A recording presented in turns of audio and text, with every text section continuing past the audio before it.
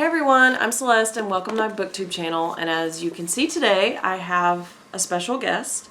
This is my husband, Byron. And for a long time, we've done this thing where we recommend books to each other or swap books. And so one day this summer, I turned to him and I was like, why don't we do this on camera? Because I don't know, that's what I talk about here. And so we are starting this now on camera. So a while back actually we went to a used bookstore and we picked out books for each other, and so we're going to introduce the books and then we'll have to come back another time after we've read the books, although after one of us has read the books, and and then talk about our thoughts on the books and just kind of go from there.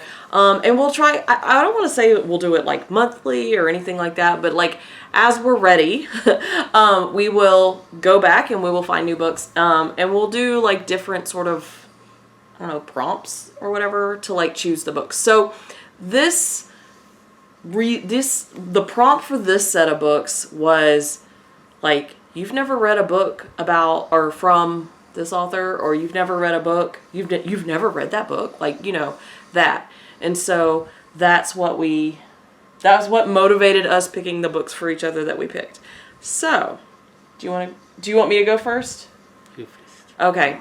So the book that he had not read, that I was like, okay, I think you really need to read this book. I want you to have read this book. I've read this book and I really enjoyed this book, so that was another piece of why I picked the book that I picked. But I picked The Fault in Our Stars by John Green. He hadn't read it because it was YA when it came out. He was already, grown up, out of college even. And so he was like, that book's not for me. I don't know about that or whatever. And so because of our agreement, he had to read it, or has to read it. He's already read it, y'all. But we'll talk about that later. So I picked him out a used copy, a paperback used copy of it that has the movie tie-in, which I absolutely hate. Because I didn't want him carrying around my nice signed editions. Because I went to NerdCon in 2015, so my edition is from Minneapolis in 2015, signed by John Green. So I was like, no, I'm not passing that one around anybody. So anyway, yeah. So like I mentioned, I wanted him to read it because I really love this book. I know there's some mixed feelings for some about it, but I really just adore John Green's writing. And so that's the book that I picked for him. Okay. So, what book did you pick for me? Okay, let me preface my choice with, I haven't read this one particularly, but way back in school we had the AR Points Books program. Yes, I'm not only look that old, but I am that old. And I would read a lot of these books of this particular series because they were pretty high in AR points, actually, and I was fond of the TV shows that they were based on. So, with that preface, what I chose was this lovely novel, Kallus, from Star Trek The Next Generation. So, very familiar with the Kallus storyline in the show, so I felt that this ought to be an entertaining read, if not for me, then at least for her. One of the other times that we picked books for each other, he picked a Star Wars book, and I started filming vlog footage for it and just never finished that vlog. I guess I could, but I guess this would be a spoiler to that vlog. I hated it. Hated it.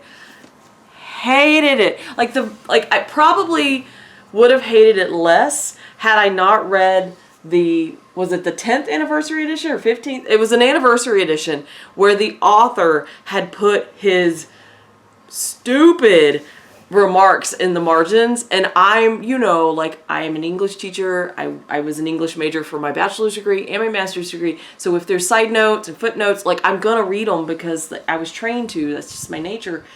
And oh my God. If I had known there would have been that much of a problem, I would have taken post-it notes and put them throughout the novel. To help me finish, what I had to do was get the audiobook. Because you don't read the side margins in the audiobook. So that's what helped me finish. So I read like the first half using the book. And then it was a beautiful book. It was one of those books where under the dust jacket, it has like the printed edition. It's the shiny printed hardback edition. And I love those. But no.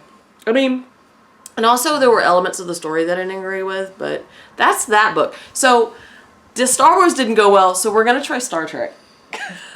Which, well, growing up, my father was a big sci-fi fan, and so I've watched, if not all, then almost all of the Star Trek Next Generation episodes.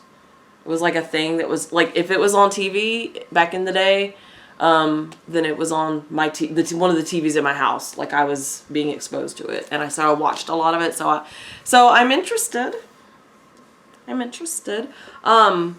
I haven't started it yet. Like, I haven't read anything of it. All I've done is, like, I looked to see when it was published.